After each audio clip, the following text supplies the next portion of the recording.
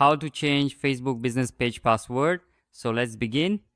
First, you need to open the Facebook application, and here you will click on these three lines. As you can see here, my Facebook business page is currently selected. Let me tell you that you cannot directly change the password of a Facebook business page. You can only change the password of the account that manages the page.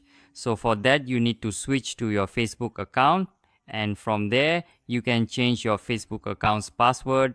To do this, you need to look for these three lines that you see here. At the very top right corner of your screen, you will need to precisely click on this particular icon and then carefully scroll down through the options presented and click on the settings and privacy section. Following that, proceed to click on settings once more. From this point, you are required to meticulously select the option labeled Account Center and then click on it to proceed.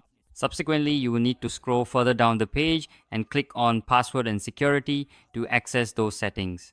Next, click on Change Password to initiate the process. Here, you must carefully select your specific Facebook account from the available options, then accurately enter your current password, which is the one you're actively using right now, and after that, you will be prompted to continue with the next steps. After that, you need to enter your new password, then retype the new password, and when you click on Change Password, your Facebook account password will be changed.